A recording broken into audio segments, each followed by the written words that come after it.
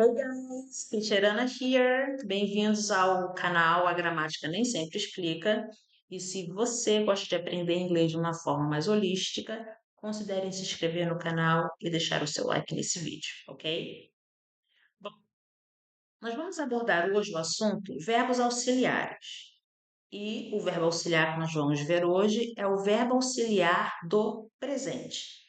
Nós já falamos um pouco sobre o conceito de verbos auxiliares quando a gente fez a aula do yes or no questions with verb to be, de perguntas de sim ou não com verbo to be. A gente aprendeu nesse vídeo também que o verbo to be, ele é o auxiliar dele mesmo. Por isso que na pergunta ele vai para frente, porque toda pergunta é a resposta yes or no, a gente vai sempre começar com o verbo auxiliar, certo? Vamos lá. Então, o que que é um verbo auxiliar? O nome dele já diz tudo. Se ele é um verbo auxiliar, isso significa que ele vai auxiliar um verbo. E esse verbo que ele auxilia é o verbo principal da sentença. Em que ele auxilia esse verbo? Boa pergunta. Ele vai ajudar esse verbo a ser conjugado em algum tempo verbal.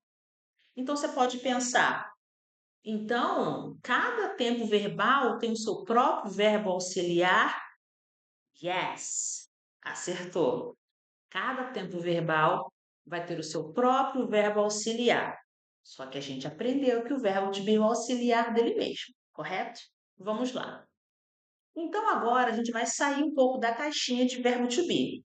Verbo to be é o auxiliar dele mesmo, então ele não precisa de nenhuma outra ajuda para ajudar na conjugação dele. Vamos abrir agora a caixinha de um verbo auxiliar que ele faz parte do simple present, ou seja, o presente simples. Um dia um aluno meu perguntou, professora, teacher, se esse tempo verbal se chama simple present, é porque tem um presente complicado? Desculpa a piadinha, mas eu achei muito engraçada essa pergunta, por isso que eu quis compartilhar. Bom, vamos lá. Então, se nós temos um tempo verbal chamado simple present, é porque existe um verbo auxiliar que vai conjugar o verbo principal nesse tempo verbal. Só que não é apenas um, são dois. Então, isso que eu acho engraçado. Quando a gente começa a ensinar tempo, quando a gente começa a ensinar o inglês, a gente parte do verbo to be e depois logo entra no simple present. E quando entra no simple present, a gente já começa com dois verbos auxiliares. É para bugar mesmo a mente do aluno, né? Mas você vai ver que não é tão complicado assim. Quais são esses dois verbos auxiliares que nos ajudam a conjugar o verbo principal para o presente? Vos apresento o do e o does. Então, ó, vou passar na pronúncia aqui. Não é do, é do. Porque o D no inglês tem esse som, né? Do. E esse aqui não é does, a gente pronuncia does.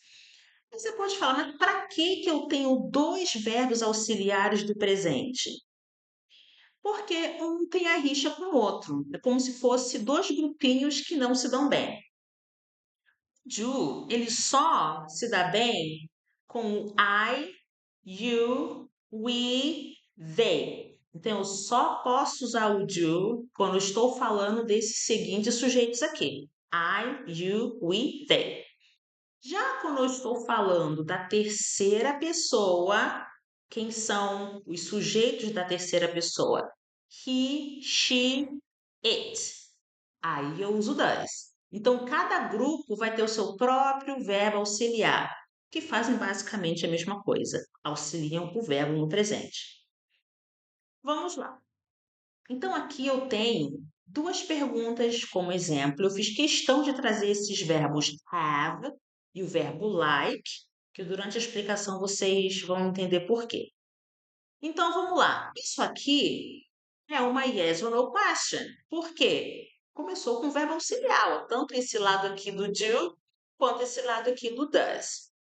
Quando a gente traduz, por que às vezes é difícil da gente entender o uso deles? Falando mais uma vez de gramática formal, ok? Porque quando a gente traduz para o português, eles não fazem diferença nenhuma. Presta atenção aqui. A pergunta está aqui, ó. Do you have a car? Se eu traduzo para o português, é basicamente isso aqui, ó. Você tem um carro? Para que o do serviu nessa sentença quando eu traduzo? Nada. Does she like apples? Quando eu traduzo para o português, fica ela gosta de maçã? Na minha cabeça, para que eu tenho que usar o does aqui? Mas é a gramática, é a estrutura da língua. E nós vamos aprender como é e replicar, ok? Então, quando eu traduzo, ele não significa nada. Mas qual que é a função gramatical do do nessa sentença? É como se o do estivesse jogando. Isso é como eu explico para os meus alunos, ok? É como se o do estivesse jogando um poder mágico no have para conjugar esse verbo principal para o presente. Agora, isso você pode pensar. Ah, então se o trabalho do do é conjugar o verbo auxiliar para o presente, se eu quiser colocar essa sentença no passado, eu só tenho que trocar o verbo auxiliar para o verbo auxiliar do passado? Yes, perfeito. Se eu quiser colocar essa pergunta no futuro, é só eu trocar o do para o verbo auxiliar do futuro? Yes, perfeito também. Essa é a função do verbo auxiliar. Conjugar o verbo para você no tempo verbal que esse verbo auxiliar representa, ok? Então eu já sei que essa pergunta aqui está no presente, só porque eu vi o do. Então eu sei que não é terá, não é teria, não é teve, é tem. Por quê? Você tem, ó, presente. Então, ele responde. Quando a gente viu lá yes or no questions no verb to be, eu dei o conceito de short answer e long answer, né? Creio que você está assistindo os vídeos direitinho e você está pegando os conceitos junto comigo. Então, não escrevi aqui, mas você já sabe desses dois conceitos. Qual é o conceito de um short answer? Yes or no, o sujeito e o mesmo verbo auxiliar que eu estou usando para perguntar. Olha aqui, ó. Yes, I do. Quando eu falo yes, I do, eu estou concordando com tudo que está depois do do na pergunta. Quando eu falo no, I don't, eu estou discordando com tudo que está na pergunta depois do do, ok? E lembrando que aqui, o que que eu tenho aqui, ó? Uma contraction. Do not, quando tem uma contraction, ele vira don't, ok? Agora, tenho aqui embaixo se isso aqui é uma short answer, você me responde aí, o que que é isso aqui? Perfect. Uma long answer, uma resposta longa. Então, olha aqui, ó. A resposta longa, como a gente viu lá no verbo to be, tem que ser tudo que está na pergunta, certo? Eu posso abreviar algumas coisinhas, eu vou falar um pouco disso lá do, na, na dinâmica aqui desse lado, mas esse aqui a gente vai fazer com tudo, tá? Yes, I have a car. Ó, resposta longa, tudo que tá aqui. Or no, I do not, contraction. I don't have a car or have a car, ok? Bom, ressalva aqui. Geralmente, quando a gente pergunta em português, você tem um carro? O que que é a nossa resposta curta? Sim, eu tenho. Em português e em inglês, a gente quer transferir a mesma estrutura. Que a gente quer falar em inglês, do you have a car? Yes, I have. Mas se você fala yes, I have, que estrutura é essa daqui, ó? De resposta curta, não é? Só que você se lembra que a resposta curta é o yes ou no. Vamos falar sobre o yes, que é o yes, o sujeito e o verbo auxiliar. Você fala yes, I have. É como se o verbo auxiliar que eu perguntei lá em cima é o have. Que existe um tempo verbal que o verbo auxiliar é o have. Por isso que eu nunca posso falar em inglês yes, I have. Vai parecer que eu estou respondendo uma resposta curta que me fizeram uma pergunta com o verbo auxiliar have, só que isso aqui não é verdade. O verbo auxiliar aqui não é have, é do. Então, yes, I do. Agora, resposta longa, yes, I have a car. Não posso parar só no have, ok? Tem que falar a resposta completa. O do, acho que tá tranquilo, né? Agora vamos para a parte que tem um detalhezinho a mais. Vou até trocar de lado aqui também. Ah, parece que ficou melhor aqui. Enfim. Bom, vamos lá. Aqui nós tivemos que trocar o verbo auxiliar, porque a gente viu aqui nesse esqueminha que o does só se dá bem, só gosta, só vai junto com he, she, it. Então, como eu estou usando o she aqui, eu tenho que usar o does aqui. O does está fazendo a mesma coisa que o do, jogando um poderzinho mágico no like para conjugar esse verbo para o presente. Por isso que eu sei que é ela gosta e não ela gostou, ela gostará, ela gostaria, ela gosta. Por quê? O does está conjugando like para o presente. Ela gosta de maçã? Ó, perceba que eu não tenho of aqui, ok? Porque esse gosta, no inglês, é como se já fosse gosta de. Então, preciso colocar o of depois. Então, like apples, direto. Resposta curta, short answer. Yes, she does. Mesma estrutura. Yes, sujeito, verbo auxiliar que perguntou. Yes, she does. Resposta curta, negativa. No, she doesn't. O que que é esse doesn't aqui? Good job. Um outro contraction. Contraction do quê? Do does com not. Doesn't.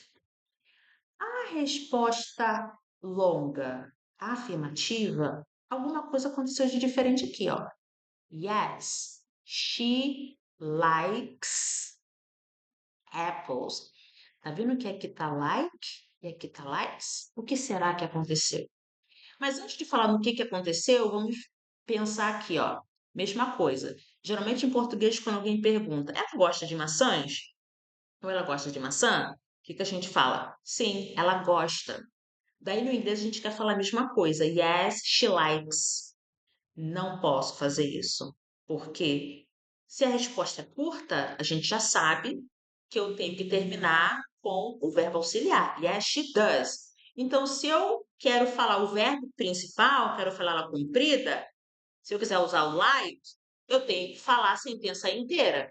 Yes, she likes apples. Agora aqui, ó, essa dica aqui é para quem assistiu a aula do Object Pronouns, que é o me, you, him, her, it, us e o them, ok? As maçãs não são elas? Não vem depois de um verbo aqui também? Eu posso substituir a maçã por um substantivo, por um object pronoun, que é o them. Yes, she likes them. Mas não quero confundir sua cabeça. Se você não assistiu essa aulazinha, volta lá, que você vai entender o que que nós estamos falando aqui. Ok, então, toda vez que eu faço uma sentença na afirmativa com a terceira pessoa, o meu verbo, eu vou ter um S, mas isso também falaremos no próximo vídeo para ficar mais claro, com bastante exemplos, tá? Resposta negativa longa. No, she doesn't like apples. Aí você vai pensar, nossa, Titiana, que complicado. Lá no afirmativo tem o S e no negativo não tem. Por quê? Simplesmente porque o does que está aqui na negativa, o que que ele está fazendo para você? Jogando um poderzinho mágico no like para conjugá-lo, ok? Por isso que aqui também não tem S, porque o does está conjugando o verbo para você. Então, vamos criar aqui já um padrão, porque esse padrão aqui, isso que eu gosto quando a gente entende estrutura. A gente pode usar o mesmo padrão para vários aspectos gramaticais. Então, quando você entende um padrão, quando você faz essa decodificação, ela pode se repetir infinitamente, ok? Então, preste atenção aqui. O verbo auxiliar na pergunta, ele auxilia o verbo aqui. Então, por isso que você não tem que colocar o S, porque o the já está conjugando ele para você. Na negativa, o does do doesn't também está conjugando o verbo para você. Então, você não precisa colocar o S. Já na sentença afirmativa, a gente não tem does para ajudar a gente a conjugar. Então, nós precisamos colocar o S no verbo, ok? Esse padrão vai se repetir lá quando a gente também estiver falando sobre verbo auxiliar do passado. Então, nessa aulinha você vai se lembrar dessa explicação que eu dei aqui. Legal, né, gente? O conhecimento, ele não é linear, a gente vai, a gente volta, a gente aprende, a gente se esquece, a gente pratica, a gente relembra de novo. É tudo muito divertido. Eu espero que vocês estejam também se divertindo, né? Por mais que a gente esteja mais explicando estrutura, é uma coisa que eu gosto muito, a parte estrutural, a parte gramatical, a parte fonética. Eu gosto de entender o que eu estou fazendo. E na minha cabeça, quando eu entendo, aquilo faz mais sentido. Então, se esse vídeo está de uma forma com que você gosta, você também pensa assim como eu espero que as aulas estejam te ajudando, ok? Thank you very much for watching the video. See you in the next video. Bons estudos!